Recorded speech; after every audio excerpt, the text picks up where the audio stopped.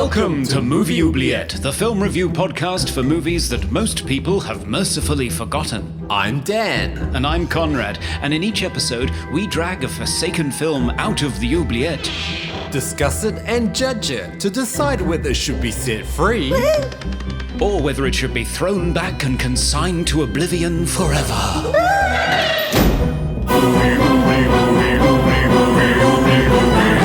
We review the films others tend to forget. Come with us and open up the movie oubliette.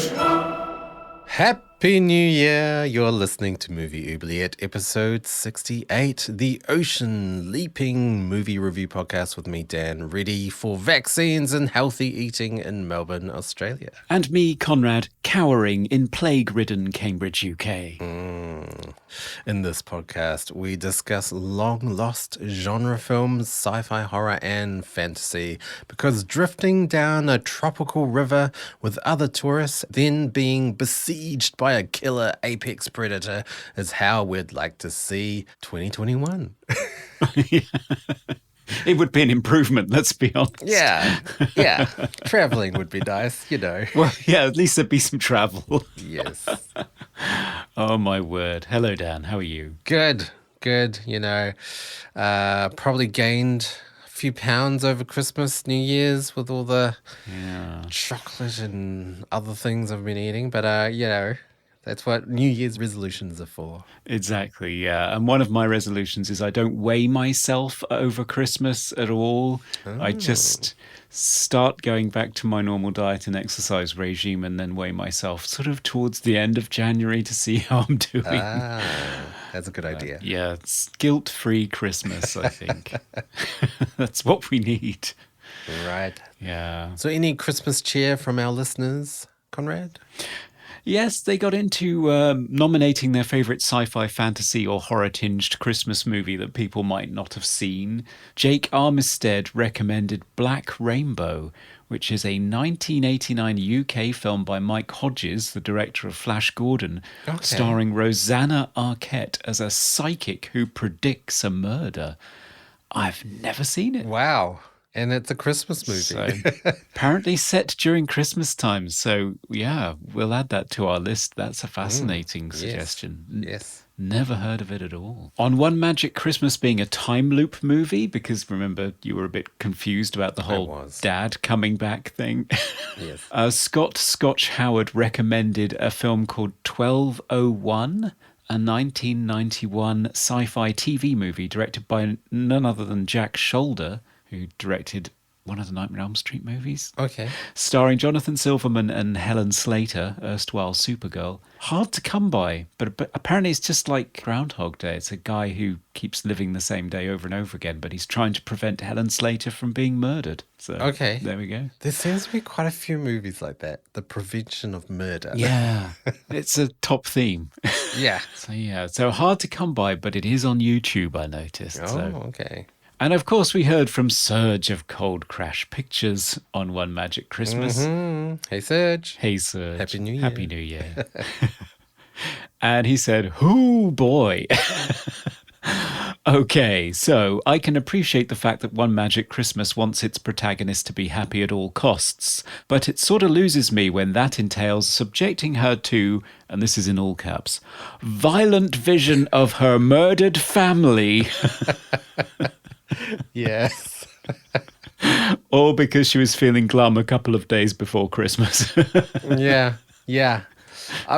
I did talk to my sister about it because she listened to the episode. She loved it. She watched the movie and she did find it odd that the mother goes through so much just depressing trauma just because she's not that Christmassy, you know? Yeah, I know, it's a bit harsh, isn't it? Yeah. But yeah, Serge says, don't get me wrong, I don't think this makes for a bad movie necessarily. I'm just like, holy shit, did they commit to that premise or what? So they did. They did, yes. And he's right. So I do love getting a fresh perspective on movies that I've loved since I was a child. And yeah, that's what this show's all about, I guess. So exactly. Thanks for that. Yeah. Check out Serge's latest video, everyone, if you haven't. He explores the colonialist influences on adaptations of The Lost World. So you get racism and dinosaurs. What more could you want? It's fascinating. It's one of those classic books that I read when I was a kid. I haven't. I really should, shouldn't I? I just watch the films. I mean, that's what we all do these days anyway. Yeah, tragic. And a first for us, we actually heard from the parents of one of our guests. Oh, wow. which has never happened before. So from Rob Magwood's parents, who appeared on our cast and crew special for One Magic Christmas. Hi, guys. Robbie forwarded your podcast to us, which we listened to over dinner tonight. So many memories. Wow. We need to drill down and ask him the kind of questions you did. We were the parents of 4 busy kids, and this movie was a shot out of the blue. In fact, my parents had to take care of him on the out-of-town movie shoots. I just remember some guy in a black limo pulled up, and Robbie got in while other kids were getting ready for school. Right. So what a weird experience. It's like 3 of your kids going to school with their packed lunches. The other one gets taken away in a limo to a movie set. Right. But, yes. But apparently, obviously, they hadn't heard any of these stories from him, so they found it fascinating. Anyway, they said, we watch the movie with whatever family is around at Christmas time, and we always get a kick out of Robbie and his antics. He's a great kid, and we're proud of his accomplishments, even though they're not in the movie industry. There we go. Yes. Proud parents there. Indeed, and I think they're right to be. He was a lovely guy. Really enjoyed talking to him. He was. Thanks for that, the Magwoods. Yeah. And if any other parents of guests that we've interviewed want to get in touch, it's movie.oubliette@gmail.com. Yeah, please do. We love hearing from you. So, Conrad, it's a new year. Who's going to go fetch the movie today? Oh, why don't I? I'll just get some exercise here. Oh, the oubliette's waterlogged for some reason. It's flooded again. I know, weird. But there is a movie floating on the top, fortunately, so I'll just reach and get that. Oh, watch out. My goodness, I'm closing this sucker fast. Hey, you know, it's cute little snapper. She's no digital We SLI. really got to get those pipes fixed, I think, Conrad. Especially if we're going to have apex predators hiding in there from now on. That's terrible. Yes. Okay. What do you have, Conrad? So our first movie for the year is in your neck of the woods. It's an Australian independent horror film written, produced and directed by Greg McLean, he of Wolf Creek, and it's called Rogue. Right. I've never seen this movie. Yes, starring Radha Mitchell, Michael Vartan, Sam Worthington, and John Jarrett, Mick Taylor himself from Wolf Creek. Right, yes. And it hails from 2007. So this is some sort of creature feature, Conrad? Yes, it's a killer crocodile movie in which urbane American travel writer Pete, who usually specializes in write-ups of hotels and restaurants, finds himself assigned to a crocodile-watching river cruise in Australia's Northern Territory, captained by plucky wildlife expert Kate. After surveying some sites of untouched natural beauty, including the naked backside of local lout Neil, one of the tourists spots a distress flare and the group decide to investigate.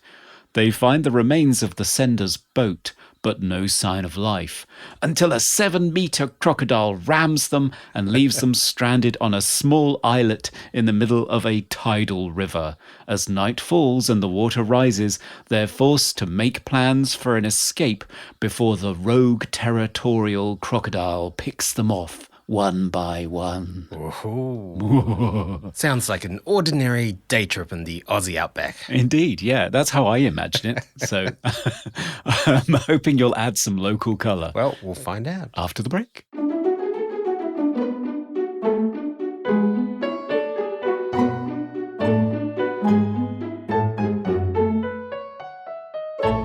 And we're back to talk about 2007's Rogue, the Aussie creature feature featuring a killer croc. Conrad, you had seen this movie. I had not. No. The only other killer croc movie I've seen is Lake Placid and most recently Crawl. How about you, Conrad? Yes, I've seen Crawl and Lake Placid, which is a particular favourite of mine because it's a bit it's a bit wacky with Betty White's character. Yeah, it's a bit kooky, yes. So yeah, there's Lake Placid is probably one of the biggest and most successful ones. Crawl, Alexandra Ajar's movie, which was 2019, was a big surprise. It's a January movie, I think, here. Yeah, which is normally the month where movies go to die. Yeah, exactly. It's the worst month of the year for releases. But I really enjoyed it. It was sort of a combination of a disaster movie because it was a hurricane that caused flooding, resulting in people getting trapped in their basement with alligators. Lots of them. Yeah, to me, it was like watching Die Hard, but instead of terrorists, alligators. Yeah, so instead of pithy Alan Rickman one-liners, you just get eaten. Yeah. Which is fun. But those gators, poor, they must have never eaten in their entire lives, but they were very hungry. They really were.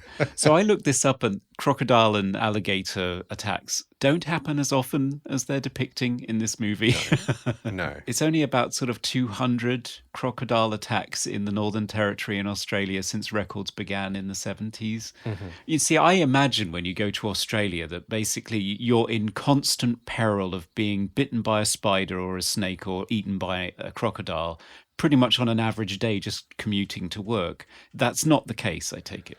Well, I mean, Northern Territory, though, that's like jungle, tropical swamp territory. Yeah. So there is a lot of dangerous animals. So you wouldn't just stroll into your local river up there. It's, it is dangerous.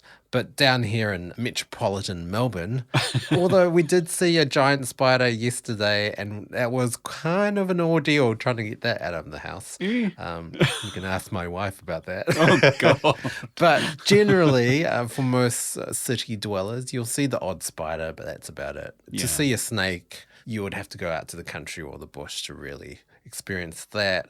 And crocodiles are only up north, so Yeah. it's not as dangerous as people make it out to be. No. Well, this was one thing that I wondered when I was watching it, was whether this is something that bugs you. I mean, you're a Kiwi rather than Australian, but the depiction of Australia that we always get is this. It is this rural, romantic frontier with rustic people and loutish locals and dangerous animals. I can't remember ever seeing a movie that's set in modern day Melbourne at all. I don't think we ever see that in Australia. No, you do, but I feel like the comedy or even the language doesn't translate. Right. Only Australians would really understand that sort of comedy. There's a really famous movie called The Castle, Right. which every single Australian and every single New Zealander has watched, and it's just set in Melbourne, and it's just about a family that live in a suburban house. Right. But it's hilarious, and it's all very Aussie humour.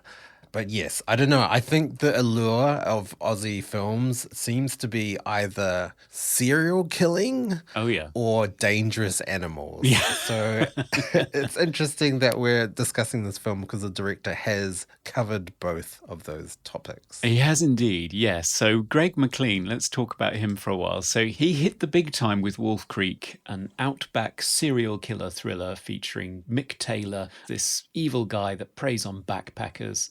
It's a very gritty, shoestring, realistic type of movie, and it ventures into torture porn, which I know is not your thing. I can't watch it. I haven't seen Wolf Creek 1 or 2.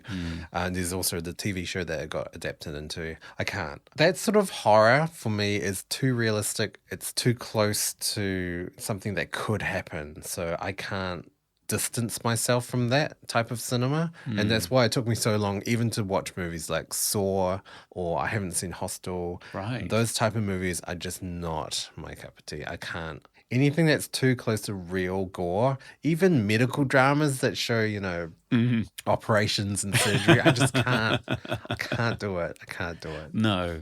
And Wolf Creek is pretty close to the bone, so to speak. I mean, it is really gritty, really nasty. And I think that's how he made his name. So Wolf Creek was 2005. It made a big splash internationally, did really well. And so for his second movie in 2007, he doesn't want to do Wolf Creek 2. He wants to do something that's a bigger budget, more of a mainstream thriller adventure movie. So he does Rogue, budget of 25 million, and it tanks. I mean, it's 4.6 million in the box office, apparently. Right. And yet, of crocodile movies, I did a quick sampling on Rotten Tomatoes, and it's got the second highest critical reviewings, like Okay. 94% fresh. The only film that has a higher rating that's focused on crocodiles is The Pool, which is a Thai movie that came out in 2018. Oh, okay. I've never heard of that. Yeah, it's on Shudder, and I just recently watched it because somebody was kind enough to gift me Shudder for Christmas. You're very welcome. So I watched The Pool because I thought, hey, this would be an interesting double feature with the movie we're discussing in this episode. Yeah, the special effects in Pool are not great. It's not as good for a film that was made 11 years later. Obviously, probably the budget was not as high. And I spent that whole movie just screaming at the protagonist for doing stupid things. Right. Speaking of killer croc movies, I did do some research into, because, I'd only seen Crawl and Lake Placid. What other ones are there? There are two other Australian killer croc movies. Right. There's one from 1987 called Dark Age, which is probably the most misleading title for a killer croc movie, which also stars John Jarratt, who is in this film, very small character in this film, but in Dark Age, he's the main protagonist. Really? Yes. So he has fought a crocodile before. Wow. The other Australian killer croc movie came out exactly the same year as Rogue, 2007. It's called Blackwater. Oh, yeah. And I've never seen it, but it looks great, actually. I would love to cover that at some stage. But yeah, killer crocs are something that Australia seems to love. Yeah, and 2007 seems to be a good year for them because you had Blackwater, you had a straight-to-TV movie set in Thailand called Croc, and you also had a Disney movie called Primeval that was about a real man-eater in Burundi. Okay. It's sort of like, you get Abyss and Deep Star 6 and all these underwater movies, all of a sudden, you're waiting for a particular genre of movie and then 5 come along at once. Yes. But yeah, there aren't as many killer crocodile movies as you'd think. Although Blackwater did get a sequel last year. It was one of the first movies to show in the UK when cinemas reopened in April. Oh, right. Apparently it's terrible. It's kind of The Descent plus crocodiles. Okay. So it's people going into a cave and being attacked by ravenous crocodiles. Right. Yeah, Australia's Northern Territory again. Obviously a very, very dangerous place. Yes. It does look beautiful in this movie. And one of the things that Greg McLean was quite proud of was that they managed to film, I think it's 5 different national parks that they've kind of blended into one imaginary big national park of the Northern Territories. And he said that some of these places had never been filmed before because it's sacred land and they managed to get permission. So for me, it was quite eye-opening and I thought quite beautiful. Yeah, almost too beautiful. Right. For me, living in Australia, at my work, I'm often mixing like sizzle reels and pilot episodes, and they're often, trying to portray Australia as this beautiful tourist attraction. To me, the opening of this movie was just like, did they just contact the local tourist promotional agency? Because it looked like, wow, is there an airline logo going to pop up? It looks so stunning. And that's what it looks like. There's no extra visual tampering. That's Australia for you. Well, it does look amazing. And I like the way that the score as well by Francois Tetaz, who's credited as Frank Tetaz for some reason. So it's like the early days of spaghetti westerns when even Ennio Morricone had a pseudonym that made him sound more sort of anglicised in some way. Like John. He used to be credited as Dan Savio on a Fistful of Dollars. Yeah, I know. Okay. Ennio Morricone, bless him. Yeah, I love the way the score right at the beginning has this sort of easygoing, laid back, almost like a nature documentary feel to it as they're doing the river cruise. I mean, even at the start with the sun coming on over the horizon and then like shots of birds and buffalo, just like, is David Attenborough about to start speaking? Like, it felt so nature documentary.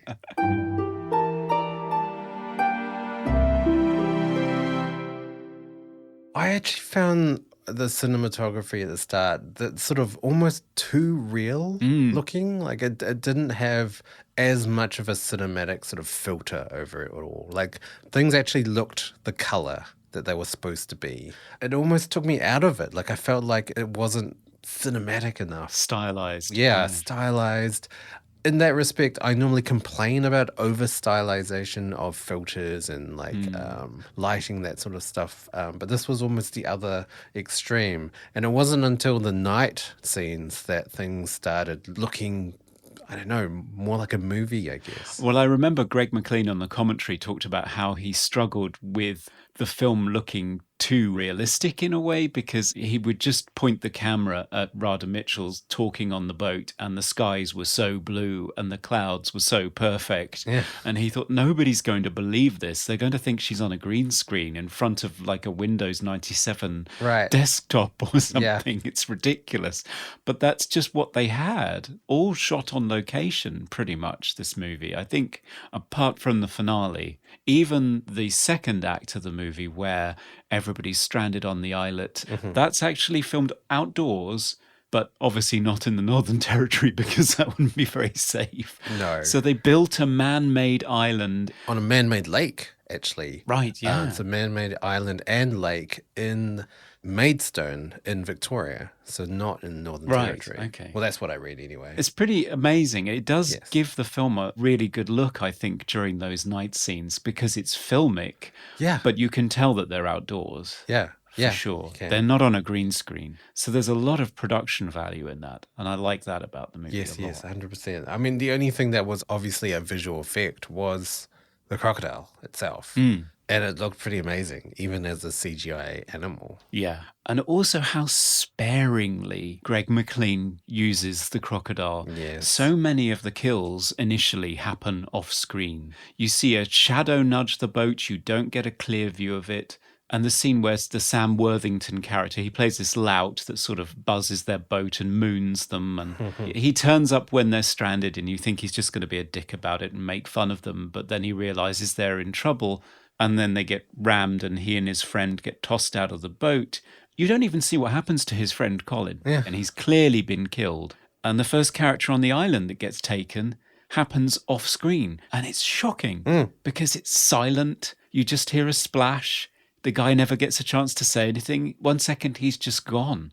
And you get this feeling that this predator is just so stealthy and so clever that you put a foot wrong and let your guard down for a moment and your life is over, which I thought set a really terrifying mood for the second act. I Yes. was like really on the edge of my seat Yes. for all of that. I think he really sort of escalates it smoothly. It's not just a sudden, like, here's a crocodile and then gruesome deaths. It's all these kind of off-screen deaths and then like a little bit of blood here. And even the dad that gets grabbed when he's like sort of laying on the shore.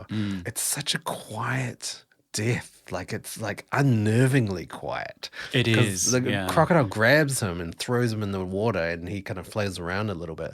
And then the crocodile grabs him again and just slowly takes him in the water. underwater. And it's just like, Yeah. oh God, that's like, It's really disturbing, especially because he doesn't even scream. He just says, my arm. And then when he's pulled under, he just says, no, no. yeah. It's just this sense of disbelief that it's happening to him, that he's gone from being an intelligent human being to just a lump of meat, just prey to this animal. The cold, hard reality of that really rams home. It's so disturbing. Yeah. And then when you finally have sort of the reveal of the crocodile at the end in the sort of the lair, it really has impact because it's like, holy shit, this animal is huge. Yes, it's huge, but it's not ridiculous. It's not a monster. It's not behaving in a way that I wouldn't believe a crocodile would. You really get a sense of the lumbering weight and size of the thing, but also the power of it. So the animation work that's been done on this movie really holds up for 2007. I think the only thing that doesn't hold up well is some of the compositing. Sometimes you can see edges around things. Yeah. But the animation of the crocodile, I think, is pretty faultless work, really, Yes. for 2007. I think also what aids in its sort of believability as well. I know we normally talk about sound later on, but the sound design really adds to it. Like the sound design is so beefy. Yeah. Like there's just so much weight to the sound. Even when the crocodile goes into the lair and it sort of pulls itself out of the water, that sort of dragging sound, it really feels like a heavy beast. Yeah. Sort of dragging itself along the sand. It's amazing how much the sound does for this film. Yeah. And it doesn't do ridiculous monster noises either. It's not growling or sounding like a tiger or anything ridiculous all the time. Most of the time it's silent. It just bites you. Yeah. So the sound designer is Craig Carter. Okay. But he did unfortunately pass away in 2017. But he has a very impressive catalogue of work. Yeah. So I will seek out more of his stuff. Well, this is certainly incredible work in terms of creating half of the performance of the crocodile, setting the scene, and also making you jump, because he does that thing that you alerted me to in a Moobly Awards a while ago, where the sound designer will drop the sound to almost nothing right before something hits, just to really give it impact. Yeah. But this movie isn't full of quite bang scares. It's all about intelligent misdirection of the audience based on the editing of the scene, the sound design, and even the music cues, leading you to believe that a scene is over right before something happens. Like Alan, the father, when he gets taken, the scene that you mentioned, that's right after the tightrope escape sequence, which has the typical build up, this is what our plan is, and then it slowly ramps up the tension. And the whole time you're expecting, because you've seen crocodiles jumping during the river tour at the beginning, that it's going to jump up and pluck somebody off the tightrope halfway through. Yes. But it doesn't. It gets Sam Worthington, future star of Avatar, on the other side of the bank. And then when the scene has slowly calmed down and it's just going into recriminations of whose fault it is that it didn't work because too many people got on the rope at once, and the music shifts into a slightly different tone, everything about it tells you the scene is over. Yes. And then wham, it gets him. I know. And boy, did I jump. Oh, I've watched it twice and it gets me every time. It does. It's so well constructed. It is. And it's not predictable at all. It kind of reminds me of watching Carrie for the first time. You know, everyone's dead and she's done all of her telekinesis and then she perishes as well. And then it's like almost credits and it's got the gravestone and then that final jump scare with a hand popping out. Yeah. It was like that. It's like, oh, we're in the safe zone now. This is safe. And then, wham. Oh, it hits you. It's very clever. Yeah. It's taking all audience expectations of how a scene is structured in a Hollywood mainstream movie and then slaps you in the face right at the end of it. It's well earned and very well crafted in terms of how it gets its shocks. And even the scene at the end with Michael Vartan as Pete in the dragon's lair, so to speak, you have the whole nail-biting sequence of him trying to get out with an unconscious Kate. And he keeps looking over his shoulder to check, where is the crocodile? Where is the crocodile? Which is one of the things that the central character in the pool did not do. He sat in an Olympic-sized diving pool that's been drained with a crocodile. Yeah. And he keeps sitting with his back to the fucking thing. I would be glued to where the crocodile is at all times. Yeah. Just as Michael Vartan is in the finale of this movie, wide-eyed in abject horror, just terror of this thing, which, much to his credit, I think he does an amazing job in this movie. But the one moment when he takes his eyes off it and he looks back and it's gone, and then all of a sudden it launches at him, again, it's perfectly timed to wrong foot you. Every single jump is so well earned in this movie. Yes, 100% agree.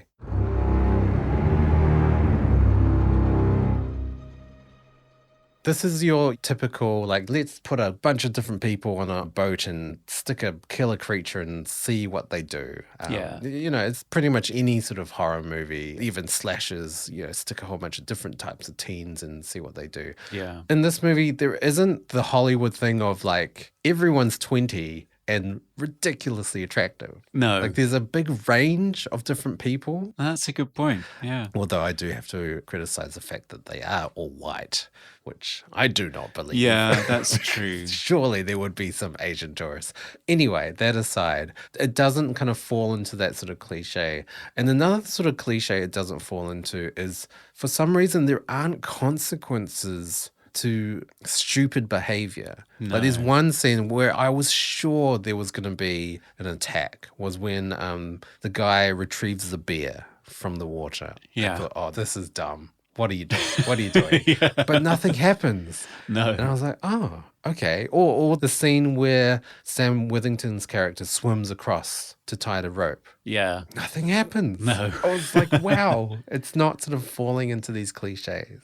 No, it's not. I mean, it's a pretty good rounded bunch of characters because, as Greg McLean says in the commentary, it's really difficult to establish a group that large and differentiate them quickly without resorting to cliches. Yes. They're not really cliches. You've got a boorish character, Sam Worthington's character, Neil, but he's actually not one-dimensional. There are hints at a backstory between him and Kate, who he quite pointedly calls Katie, not Kate. Yeah. As though she's got these lofty ambitions and he's reminding her of her roots or something. But when the chips are down, he seems quite reliable and resourceful and brave. And you've got characters like the family where the mother is clearly unwell. I think she has a terminal illness, but you only find that out as the story progresses. And there are little hints of it if you watch it again. So John Jarratt, who played the abominable Mick Taylor in the Wolf Creek movies and the series that's still running, he plays this guy whose wife has passed and she was clearly supposed to be going on this trip with him, but he's got the 2 tickets. If you notice, there's that little detail at the beginning where he's got 2 tickets and he only needs one.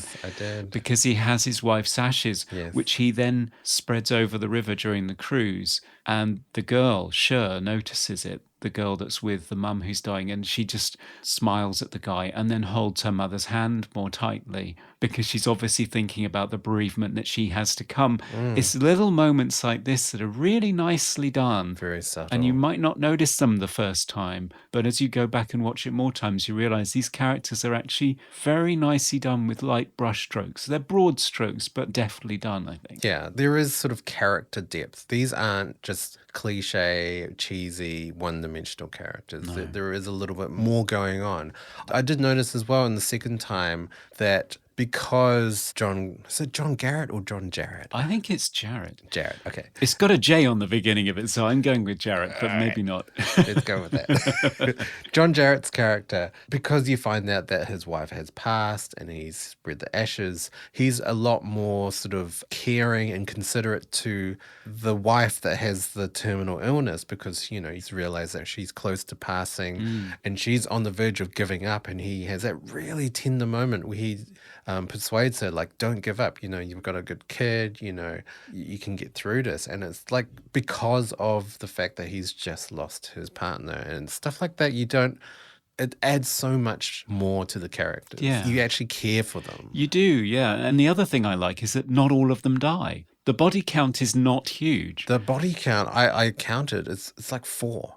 Out of 12 people, only 4 people die. Yeah. It's tiny. Even the lady with the terminal illness gets through it with her daughter. In any Hollywood film, any character that makes a fuss is going to die. The terminal illness woman would have died. Yeah. But they don't. No. Like, it goes against a lot of cliches. There's one thing I did notice about the main character, or one of the main characters, Kate. Because you always go on about how making a strong female character does not mean that they have to be essentially a man. Yeah. And she's not. No. She's strong. She's logical. She is a great leader, but she also has emotions. Like there's a moment where she's very overwhelmed by the situation and she breaks down, she cries, and it's like, that's a human. That's a real human right there. Yeah, she feels responsible. I think it's after the first death in front of all of their eyes. The main character, Pete, played by Michael Vartan, the American, the fish out of water, he's kind of in the background at the beginning of the movie. It's more sort of Kate's show at that point. And she quickly establishes herself as being very laid back, very knowledgeable, but able to stand up for herself and not put up with any shit, especially from men. But at the midpoint of the movie, where the people she feels responsible for start dying, she does weaken, and then Pete comes into his ascendancy. You could complain that by the end of the movie, it is a little sad that she is a damsel in distress, incapacitated in a dragon's lair, waiting for a prince to turn up and rescue her.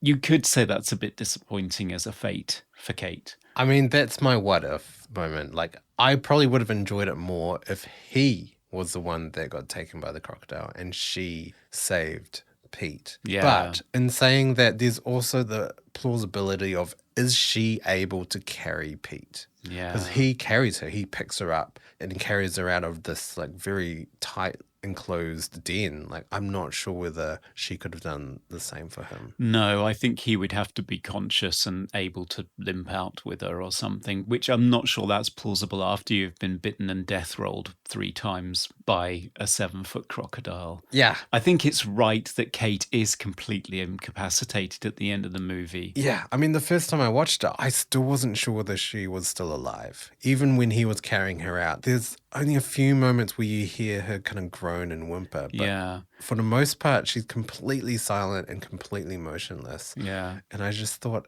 is she even alive?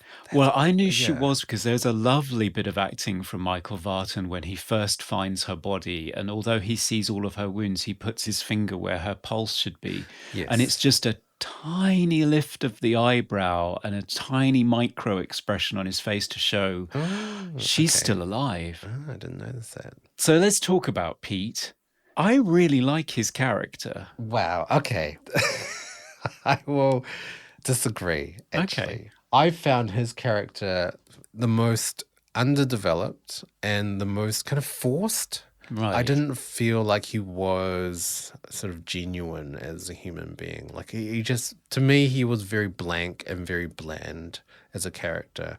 And his only sort of real attribute was the fact that he was American in this, foreign Australian outback. You see that all the time in these kind of movies as well. Like in Razorback, you've got the American that comes to Australia. And even in like Crocodile Dundee, you've got the woman from New York or whatever that comes to Australia. Yeah. So I've seen that before. Like it's nothing new. And I felt like his character could have been developed more. Yeah, maybe developed more. But in terms of that final In the Dragon's Lair sequence, I really like because he's not macho about this at all. No. He is an urbane indoors person who suddenly finds himself inside a crocodile's lair with a 7-meter crocodile. And he looks, credit to Michael Vartan's performance, he looks terrified. And his final heroic moment of trying to distract the crocodile from Kate and trying to kill it isn't so much a macho moment. He seems more angry and exhausted than anything else. That final standoff between him and the croc just seems like a fuck it moment. Like, I just don't care anymore. Come at me. Yes. Yes. And I completely buy that in that situation. I did really enjoy that last scene. It was, I felt like I was holding my breath. I was, yeah. I'm so bunched up. I've seen the movie before and my shoulders around my ears during that whole sequence. It's fantastic work, all of it. Yeah. I mean, you're right. It's a great location. It's so claustrophobic. And the fact that he's out of options, he's just scrambling. He's desperate. Like, even how he defeats the crocodile was just like sheer luck. Yeah. Really. It's Like, ridiculous. Yeah.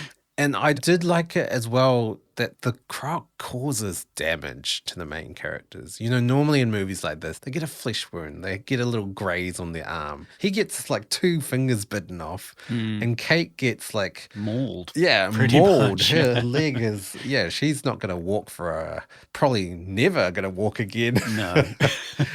So yeah, they don't shy away from hurting the main characters. And the fact that, he wasn't the Sam Worthington character. No. Because if it was Sam Worthington instead, it would have been super cliche. Yeah. And then talking of cliches they sidestep, I'm really pleased that there is not an implied or actual romantic thing going on between Pete and Kate. Not at all. They respect each other.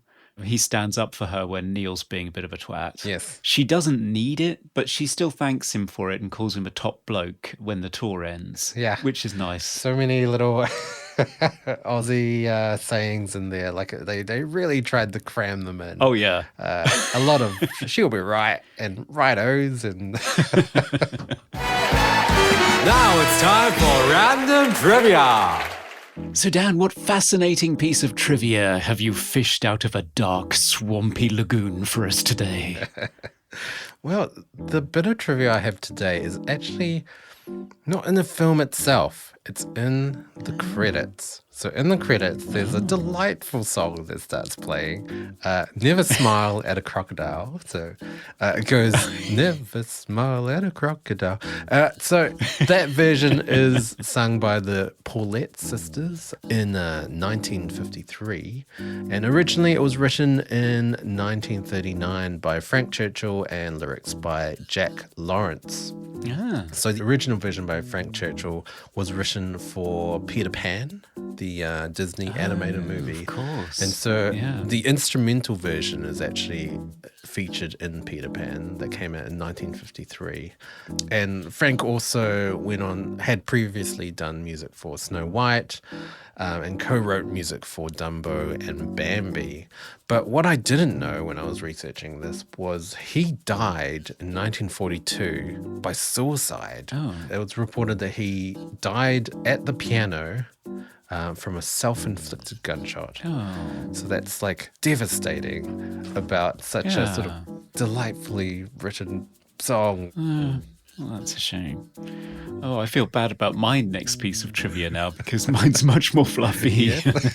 It's a fairly simple thing, but when you have one of the aerial shots of the islet and the part of the river that they're stuck in, and if you look up in the top left-hand corner of the screen, the Wolf Creek crater is in the shot. Oh, wow. So it's kind of like, they missed one potential death trap and fell into another. It's like this whole universe that Greg McLean is creating where all these terrible things happen wow. within driving distance of each other.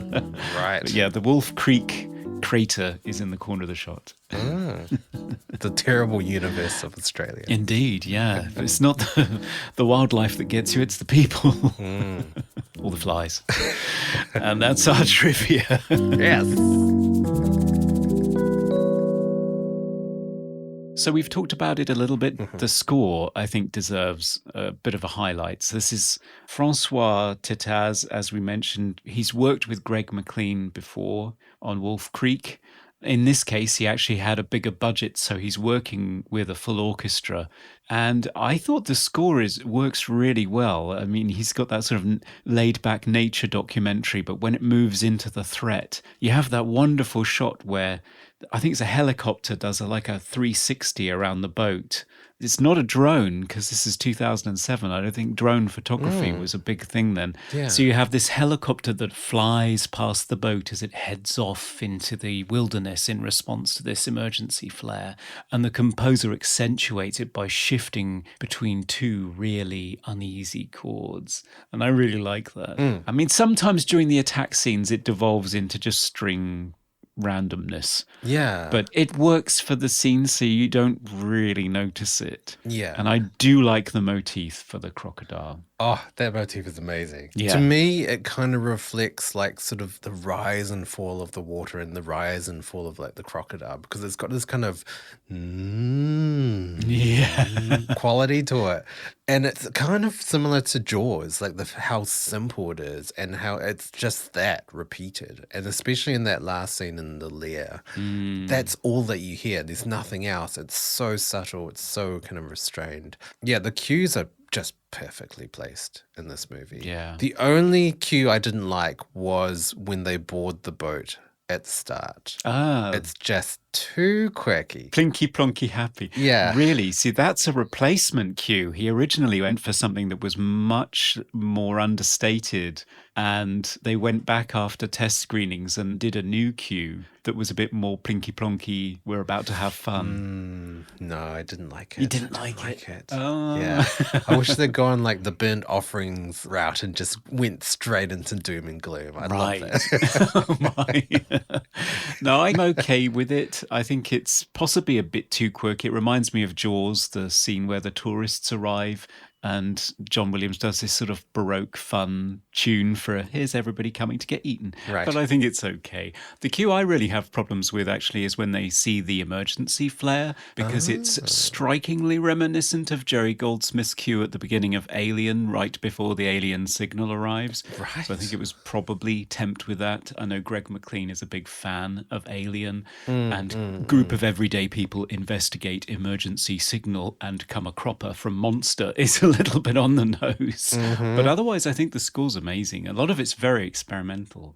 That cue, the motif for the crocodile is achieved. The cellist, she's got a metal rod underneath the strings and she's bowing the metal rod. And that's how she got that really strange sort of guttural rising and falling note from her cello. It almost doesn't feel like it's coming from a string instrument. No. It feels almost like some sort of prepared. It is a prepared. It is. Yeah, exactly. Yeah, literally. I did read that they use knitting needles as well for some of the playing of the violins. So Okay. it would sound more kind of imperfect, I guess, like Yeah. more sort of jarring and noisy. It is. Yeah. I loved all the themes in this movie. I wouldn't say they were like hugely iconic, but on second watch, I did find myself really noticing them more. Yeah. My favorite cue is the second attempt at crossing the river where there's no rope anymore and they're just crossing and they've got the crocodile decoyed or distracted with the ducks on the hooks and they're swimming across. And then there's this great aerial bird's eye view and the strings are, I guess, like quite generic, but like it really worked. This kind of ostinato rhythm, like it was, it really ramped up that scene. I really loved the music for it. Yeah.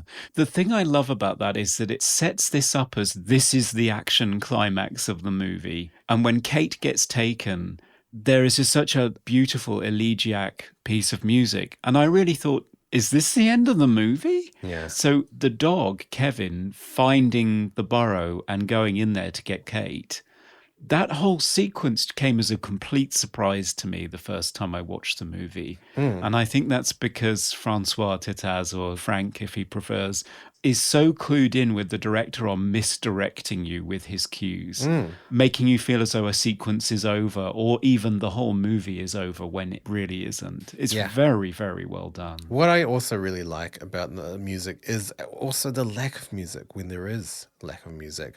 I think also this movie has much more emotional weight because there's room to breathe after like an exciting moment. So after Kate gets taken and Pete's just kind of in the water going, oh shit, like what do I do now? He goes to the shore and there's like no music. Yeah. And it's just quiet. And it kind of reminds me of in One Magic Christmas after the kids have supposedly drowned and the mother's in the house and there's just no music. It's just like, it adds so much emotional weight to the scene because you're not getting spoon fed an emotion and you're just left with like, oh shit, it's just like nothingness. Yeah. And it gives the actors room to breathe as well. You can focus on their performance because you're not being told how to feel about it. Yes. And that's something we haven't said. I mean, it is a really good cast, all of them. They're uniformly brilliant in this movie. Talking about cast, a lot of TV actors in this movie. Really? So Australians watching this would probably be yelling every 5 seconds as a new character is introduced because a lot of actors from Neighbours, Of course. Home and Away, as well as Blue Heelers, Wentworth, which is like a prison drama, McLeod's Daughters, which for some reason all the best actresses have come from that, Packed to the Rafters, The Secret Life of Us, and All Saints, a medical drama, and Rake, it's a courtroom drama. You know, your usual dramas that seem to exist in every country. But a lot of actors from those sort of shows. Right. So I think it would be a completely different experience for an Australian seeing like your favorite soap opera actor being mauled or devoured by a crocodile. Yeah, it must be weird. I mean, my assumption is that every single actor that emerges from Australia has to go through Home and Away or Neighbours first. It's kind of an unwritten rule, isn't it? Yeah.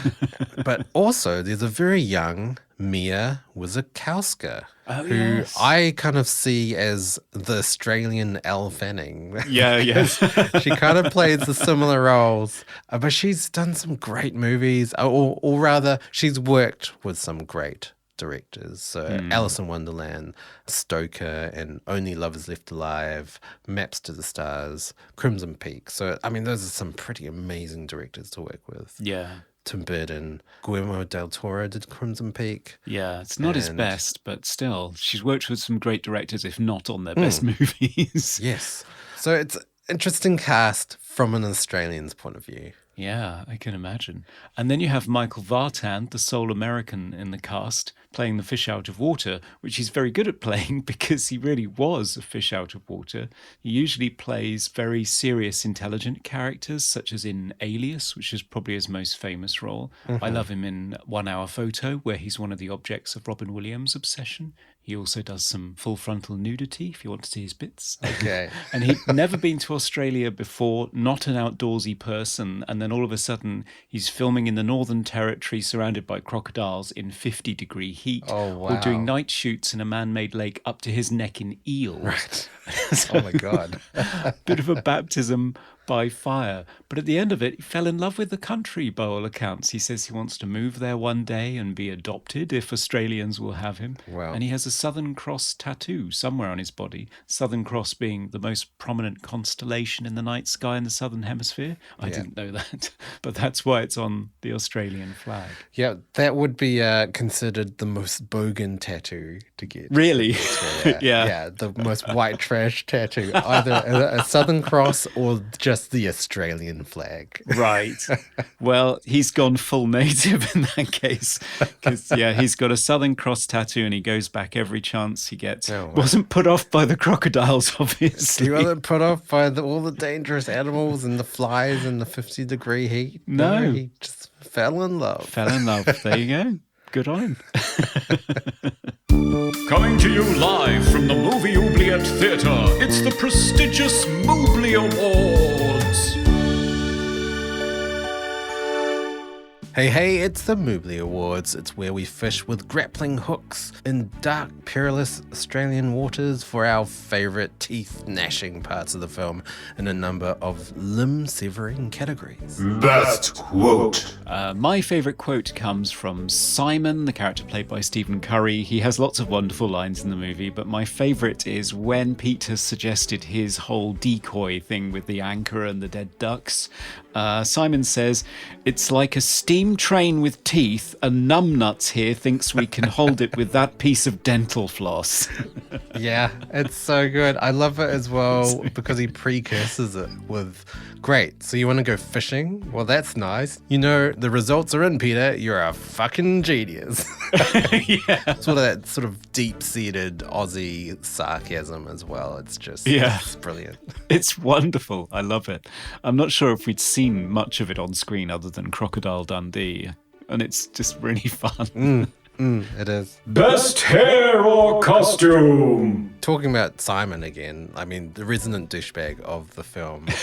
You know, he says all these douchey things throughout, and you kind of think, oh, yeah, this guy's a bit of a dick. But then when they're preparing to swim across, he takes off his vest, and he's wearing a shirt that has an arrow pointing towards his face saying the man, and then an arrow pointing towards his groin saying the legend. It's like, come on. It's just like the cherry on top of the douchebag cake. Oh, it's ridiculous. It's perfect for his character, though. Yes. I didn't even notice that. That's terrible. No, the only thing I was going to say is that obviously the fish out of water, the American journalist would be wearing a full suit in the middle of the Northern Territory.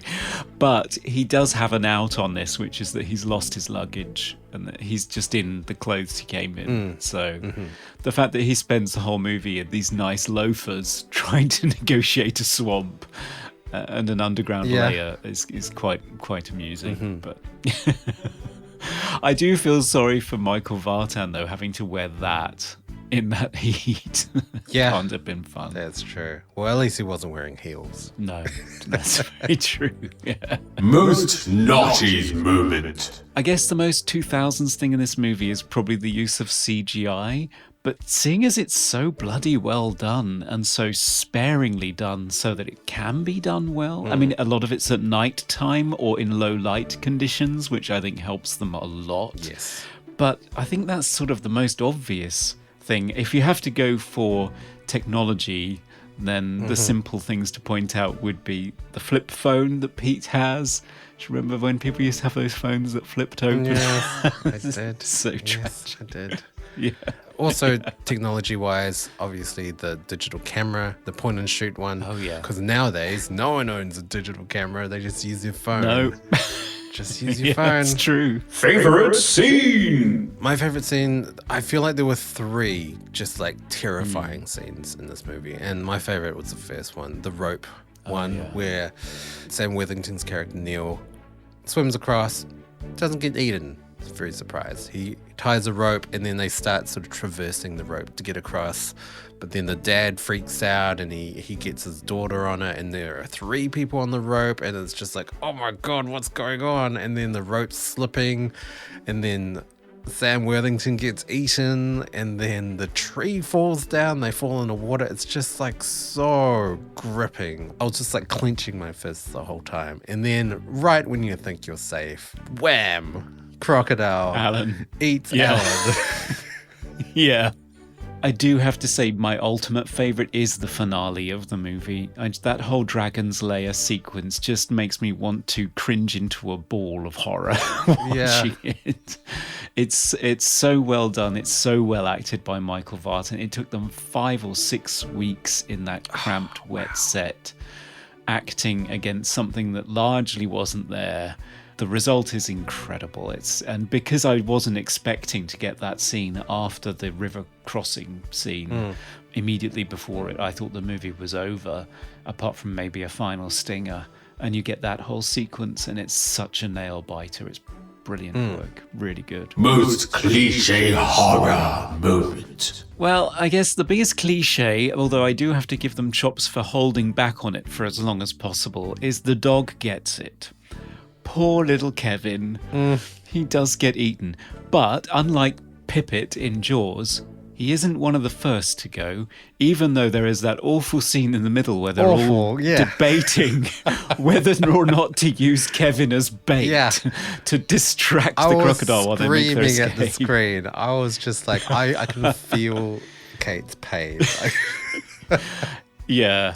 I know. I did actually say the first time I saw this movie, I said, if you do that movie, I'm turning this movie off. And Greg McLean does mention this in the commentary that, they know who he is. They know he's the director of Wolf Creek, that he might actually go there. He might actually. Yes. But he knows full well you can do anything to a human being in a movie. You cannot do that to the dog. And the dog Kevin has a heroic death. He finds Kate, which makes her rescue possible, and he dies, alerting them to the fact that the crocodile is coming back.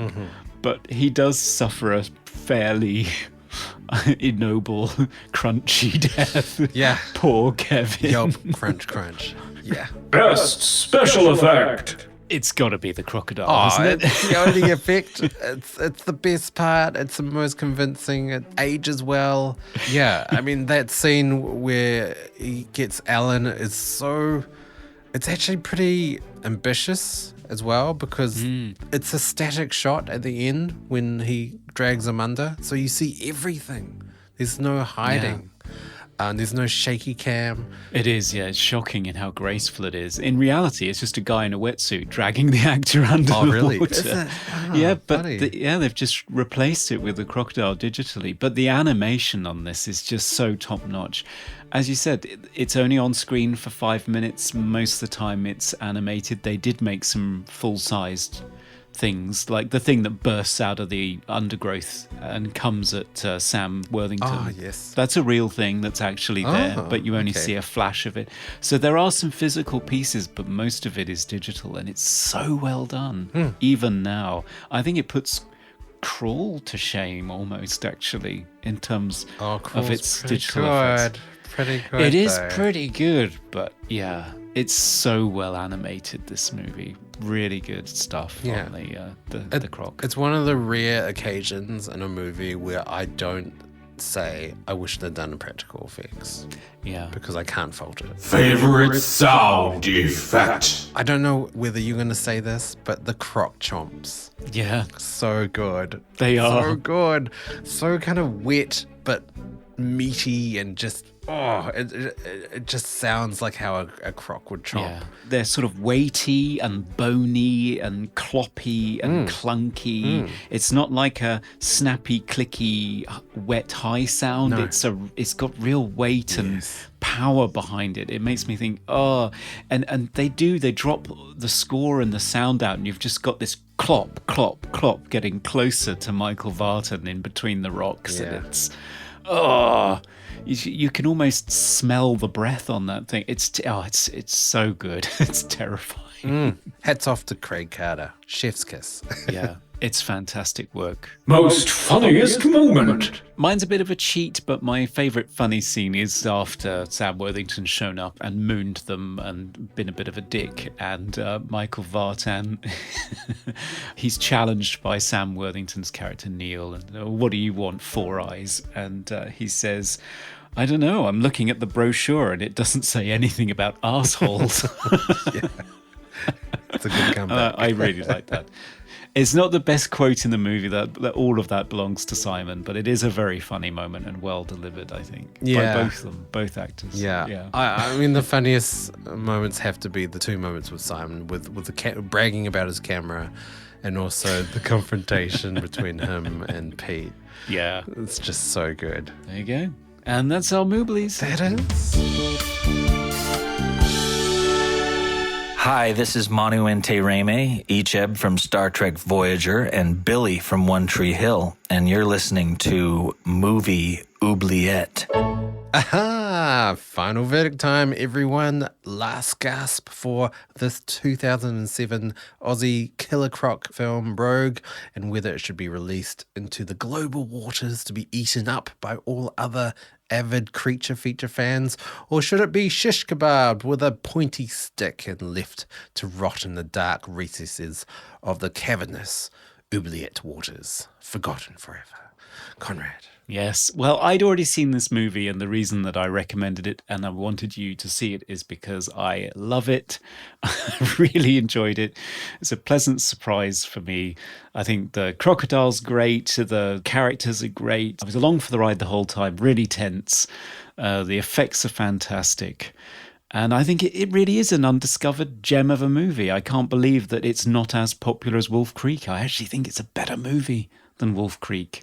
So I think people should see it. I really do think people have missed out if they haven't seen this creature feature. Yeah. So what differs from other creature features is Rogue is much more serious in tone. It does have obviously comedic moments, but it is for the most part a very serious film, and it does it really, really well. Yeah. By having that tone, there's much more emotional weight. And so there's much more at stake when people are potentially killed off. Yeah. It's not like a slasher film. And Yeah. you feel like you've sort of survived almost as a viewer. You've survived the film. Yeah. It's a standout movie. I do have reservations in terms of the character of Pete. I'm not sure whether that worked, but for the most part, it's great. Yeah. And it did do justice for Australia. It didn't make Australians and Australia as a country too cliche. So No. I am Okay. I am proud to live in this country and proud that they made such a good sort of creature feature. Yeah. And more people should see it, I think, for sure. Yes. Yes. So we shall release Rogue from captivity out into the wild so it can terrify more people. Yes. Yes. Swim away. Away you go. Ooh, it's gonna be a real scorcher tonight. See you later. So, Conrad, are we going to be getting wet next episode? No, we'll be on dry land. We will be exploring the 90s cyber thriller genre Oh. with the 1995 film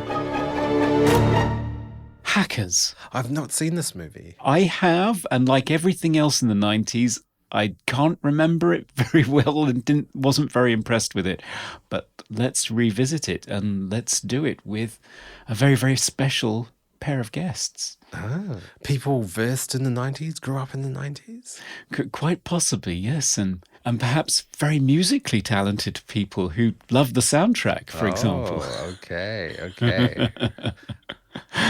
Should be interesting. Yes. So join us. Join us indeed. And if you want to keep on top of our releases, follow us on social media on all platforms, Twitter, Facebook, and Instagram as Movie Oubliette. Yes, and you can email us at movie.oubliette@gmail.com. We do love hearing from you. Yes, and please tell us about other Killer Croc movies that you've seen that you would recommend. I'm keen to check out Blackwater. I can't believe they released 2 Killer Croc movies from Australia in the same year. What are the chances? In the same year. I know.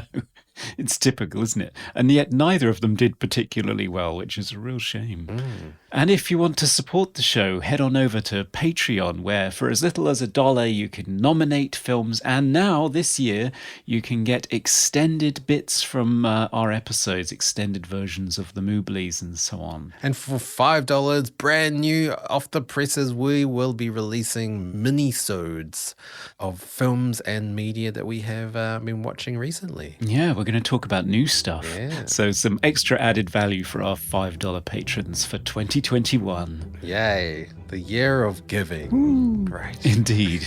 Yes. I think we all need a little bit more Dan and Conrad in the world. Yes. Thanks for joining us. Brand new year. Yeah. More podcasts, more movies. Yeah, I'm looking forward to it. Gonna be fun. Bye for now. Goodbye. We review the films others tend to forget. Come with us and open up the movie oubliette. It's like a steam train with teeth, and numbnuts here thinks he's gonna hold it back with that piece of fucking dental floss.